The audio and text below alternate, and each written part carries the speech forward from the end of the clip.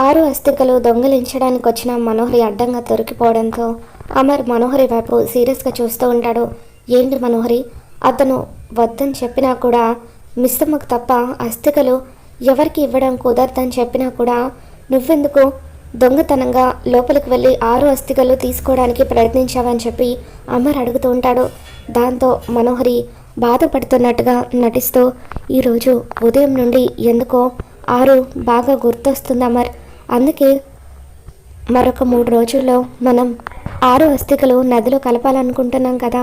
అప్పటి వరకు 6 ఫోటోకి పూజ చేసి అస్థికలు పూజలో పెడితే మంచిదని నా మనసుకి అనిపించింది. అందుకే నీకు కూడా చెప్పకుండా అస్థికలు తీసుకోవడానికి వచ్చాను. ఒకవేళ నేను తప్పు చేస్తుంటే నన్ను క్షమించమర్. 6 ఆత్మగా మన ఇంటి చుట్టే తిరుగుతుందని స్వామీజీ చెప్పిన దగ్గర నుండి నా మనసుకి చాలా బాధగా అనిపిస్తుంది. ఎందుకో పదే పదే తనతో ఒక్కసారైనా మాట్లాడే అవకాశం కలిగితే బాగుండని అనిపిస్తుంది. కానీ 6 మనకి కనిపించదు, వినిపించదు. 6కి మన మాటలు వినిపిస్తాయి కదా, మనం కనిపిస్తాం కదా. మనల్ని చూసి తను ఒంటరిగా ఎంతలా బాధపడుతుందో అని చెప్పి 6 అస్థికలు ముట్టుకొని తనతో మాట్లాడితే 6 పక్కనే ఉందన్న ఫీలింగ్ కలుగుతుంది. అందుకోసమే నేను ఎవరికి చెప్పకుండా అస్థికల కోసం వచ్చాను అని చెప్పి అలా మనోహరి ఏడుస్తున్నట్టుగా నటిస్తూ ఉంటుంది. సారీ మనోహరి, నువ్వెందుకు వచ్చావో తెలియకుండా అనవసరంగా తొందరపడి నేనే నోరు జారాను అని చెప్పి అమర్ అంటూ ఉంటాడు. It's okay Amar. 6 తర్వాత నన్ను ఏదైనా అనే హక్కు నీకు మాత్రమే ఉంది. నువ్వేమన్నా సరే నేను భరిస్తాను అని చెప్పి మనోహరి అంటూ ఉంటుంది. సరే పద ఇంటికి వెళ్దాం అని చెప్పి అమర్ అంటూ ఉంటాడు. ఇక రాథోడ్, మనోహరి, అమర్ వీళ్ళు ముగ్గురు కూడా కారులో ఇంటికి వస్తూ ఉంటారు. అమర్ 6 అస్థికలను ఇంటికి తీసుకొని వచ్చిన తర్వాత అమర్ వల్ల అమ్మ, నాన్న, పిల్లలు వీళ్ళంతా కూడా అమర్ చేతిలో ఉన్న అస్థికలను చూస్తూ ఎంతగానో బాధపడుతూ ఉంటారు. అప్పుడే మెట్లు దిగి కిందకి వచ్చిన బాగి, అవి 6 అక్క అస్థికలా అండి అని చెప్పి అడుగుతూ ఉంటే అవును అని చెప్పి అమర్ అంటాడు. డాడ్, ఒక్కసారి ఆ అస్థికలను మేము ముట్టుకోవచ్చా అని చెప్పి అంజు అడుగుతూ ఉంటుంది. అమర్ ఆ అస్థికలను అంజు చేతిలో పెడతాడు. దాంతో అంజు ఆ అస్థికలను చేతితో పట్టుకొని, అమ్మ ఎందుకమ్మా మమ్మల్ని వదిలి ఇంత త్వరగా వెళ్ళిపోయావు? నువ్వు దూరం అయ్యి ఇన్ని రోజులు అవుతున్నా మేము అస్సలు తట్టుకోలేకపోతున్నాం. నువ్వు ఇక్కడే ఆత్మగా ఉన్నావని స్వామీజీ చెప్పారు. ఒక్కసారి మాకు కనిపించవచ్చు కదా, మాతో మాట్లాడవచ్చు కదా అని చెప్పి అంజు అంటూ ఉంటుంది. ఇక మిగతా ముగ్గురు పిల్లలు కూడా వి మిస్ యూ అమ్మ అని చెప్పి ఎంతగానో బాధపడుతూ ఉంటారు. కిటికీ దగ్గర నిలబడి ఇదంతా చూస్తున్న ఆరు గుప్తాతో, చూసారా గుప్తా గారు, నా పిల్లలు నా కోసం ఎంతలా బాధపడుతున్నారో. ఆ దేవుడికి కొంచెం కూడా కనికరం లేదు. నా పిల్లలకు ఇంత చిన్న వయసులో నా పిల్లలకు తల్లిని దూరం చేశాడు అని చెప్పి ఆరు బాధపడుతూ ఉంటుంది. నువ్వు బాధపడకు బాలిక, ఆ భగవంతుడికి ఎప్పుడు ఏమివ్వాలో తీసుకోవాలో బాగా తెలుసు.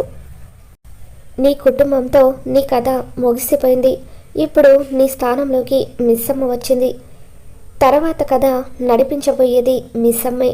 నీ పిల్లలకు తల్లి లేని లోటుని, నీ భర్తకు భార్య లేని లోటుని, ఆ కుటుంబానికి కోడలు లేని లోటుని తీర్చగలిగేది మిస్సమ్మ మాత్రమే అని చెప్పి గుప్తా ధైర్యంగా ఉండు బాలిక అంటూ ఆరుని ఓదారుస్తూ ఉంటాడు.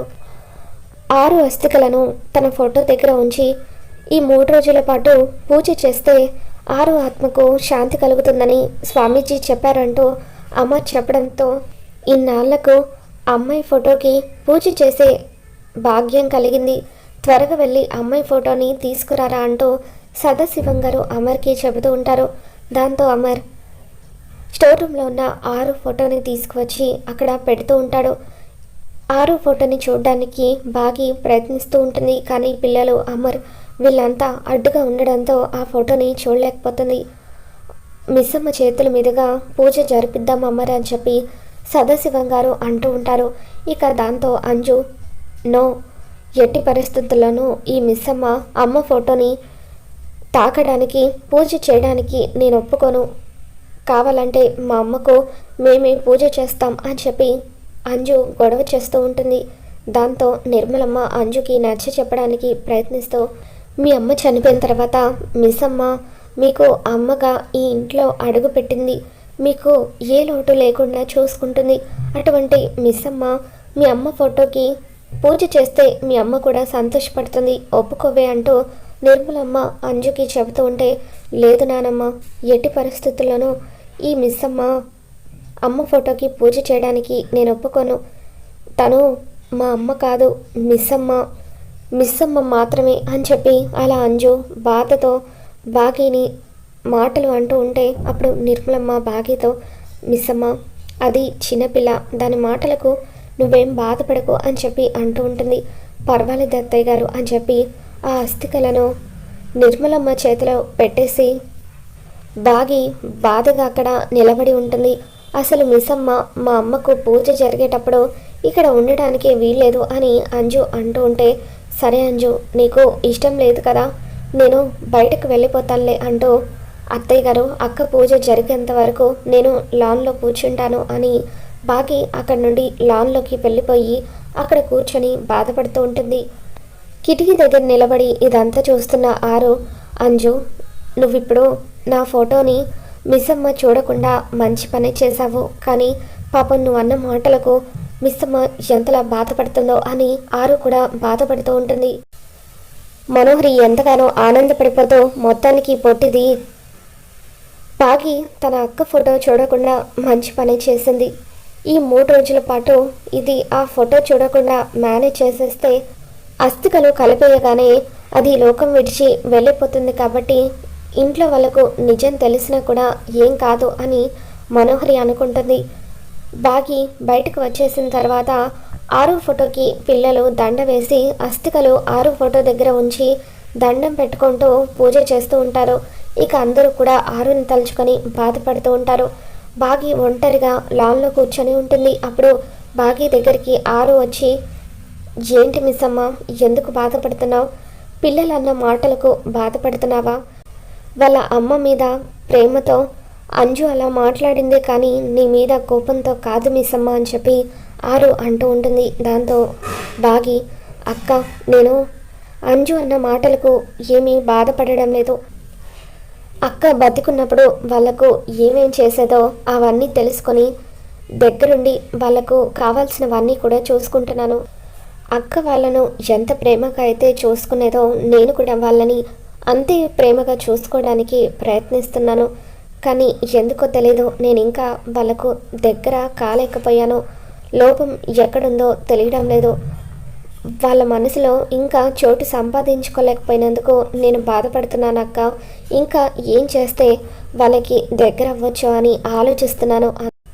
ఆరు అక్క వీళ్ళకు ఎంత ప్రేమను పంచి ఉండకపోతే వాళ్ళు అక్క చనిపోయిన ఇన్ని రోజులకు కూడా ఇంతలా బాధపడతారు అని చెప్పి ఆ ప్రేమను చూసి నాకు కూడా చాలా బాధగా అనిపిస్తుంది. ఒకవేళ రేపెప్పుడైనా ఆరు అక్క లాంటి పరిస్థితే నాకు కూడా వస్తే వీళ్ళు ఇలాగే నన్ను గుండెలో పెట్టుకొని చూసుకుంటారా అన్న ఆలోచన కలిగిందని చెప్పి బాగి అంటూ ఉంటే, అప్పుడు ఆరు, మిస్ అమ్మ దయచేసి ఇంకెప్పుడు కూడా నువ్వు ఇటువంటి మాటలు మాట్లాడొద్దు. నిండు నూరెళ్ళు నువ్వు ఈ కుటుంబంతో కలిసి సంతోషంగా ఉండాలి, పిల్ల పాపలతో హాయిగా జీవించాలి, నాలాగా అర్ధాంతరంగా నీ జీవితం ముగిసిపోకూడదు అని చెప్పి ఆరు అంటూ ఉంటుంది. దాంతో బాగి, ఇప్పుడు మీరు ఏమన్నారక్క, అర్ధాంతరంగా మీ జీవితం ముగిసిపోయిందా అని చెప్పి బాగి అంటూ ఉంటుంది. దాంతో ఆరు, అంటే నా ఉద్దేశం మా ఆయనకు నాకు గొడవలు జరుగుతున్నాయి మిస్ అమ్మ, ఎప్పుడు కూడా మా ఇద్దరి మధ్య పోట్లాడడమే, అందుకే మాలాగా మీరు ఉండకూడదని సంతోషంగా ఉండాలని అంటున్నాను అంతే అని చెప్పి ఆరు కవర్ చేస్తూ ఉంటుంది. ఇక ఆరు బాగి ఇద్దరు కూడా లాన్లో మాట్లాడుకుంటూ ఉంటారు. చాలాసేపటి నుండి అమర్ లాన్లోకి చూస్తూ ఉంటాడు. బాగి ఒక్కతే ఒంటరిగా అలా మాట్లాడుకోవడం చూసి అమర్ షాక్ అవుతాడు.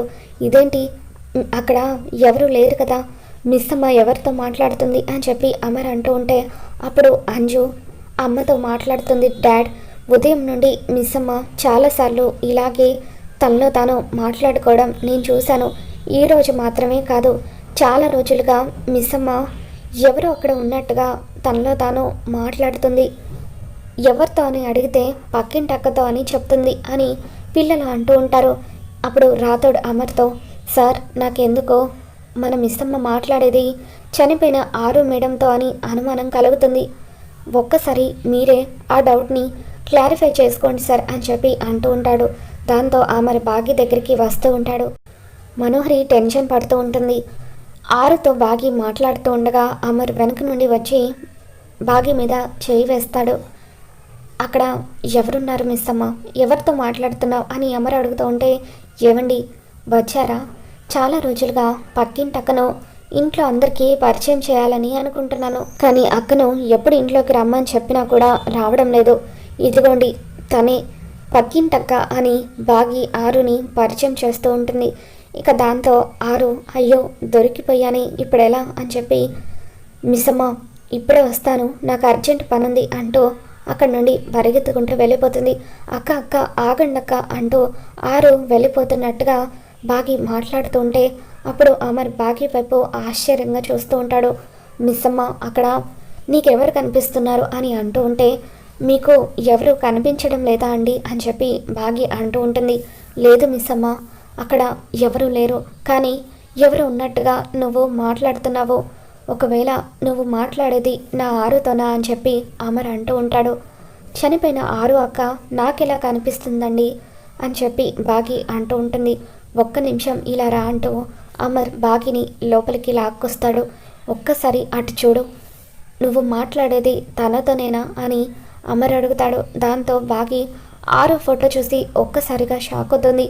అవునండి తనే పక్కింటక్క ఫోటో ఇక్కడుందేంటి, దండ వేశారేంటి అని చెప్పి అంటూ ఉంటే అమర్ తను పక్కింటక్క కాదు నా ఆరు అని చెప్పి అంటూ ఉంటాడు. దాంతో బాగి ఒక్కసారిగా షాక్ అవుతుంది. లేదండి, ఒకవేళ తనే ఆరు అక్క అయితే ఆరు అక్క చనిపోవడం ఏంటి, ఆరు అక్క బతికి ఉంది. ఎన్నోసార్లు తనని నేను ముట్టుకున్నాను కూడా, బతికున్న మనిషికి దండ వేయడం ఏంటండి, ఆ దండను తీసి పడేయండి అని చెప్పి బాగి అంటూ ఉంటుంది. ఇక దాంతో అమర్, మిస్సమ్మ ఆరు చనిపోయిందనే మాట నిజం. ఒకవేళ ఆరు బతికి ఉంటే నీతో పాటు మేమంతా కూడా తనని చూడగలగాలి కదా, మరి ఎందుకు తను మాకెవరికి కనిపించడం లేదు అని చెప్పి అమర్ అంటూ ఉంటాడు. ఇక దాంతో బాగి ఒక్కసారిగా కుప్పకూలి ఏడుస్తూ ఉంటుంది. ఇంతలో స్వామీజీ అక్కడికి వస్తారు. పైకి లేమ్మా అంటూ బాగిని పైకి లేపుతారు. నువ్వు ఎందుకు బాధపడుతున్నావో నాకు తెలుసమ్మా, తను ఆత్మ అనే నిజాన్ని నువ్వు నమ్మలేకపోతున్నావు కదా, కానీ అదే నిజం. ఈ ఇంటి ఇల్లాలు పక్కింటావిడలాగా పరిచయం అయ్యి ప్రతిరోజు కూడా నీతో మాట్లాడుతుంది, నీ బాధలు పంచుకుంటుంది, ఈ కుటుంబానికి ఏ కష్టం వచ్చినా సరే నీ ద్వారా తీరుస్తుంది అని చెప్పి స్వామీజీ అంటూ ఉంటారు. దాంతో బాగి ఏడుస్తూ, కానీ ఇప్పటి వరకు ఒక్కసారి కూడా నా జీవితంలో ఆరు అక్కని చూడలేదు, మరి ఆరు అక్కకు నాకు ఏ బంధం ఉందని తను నాకు మాత్రమే కనిపిస్తుందని చెప్పి బాగి స్వామీజీని ప్రశ్నిస్తూ ఉంటుంది.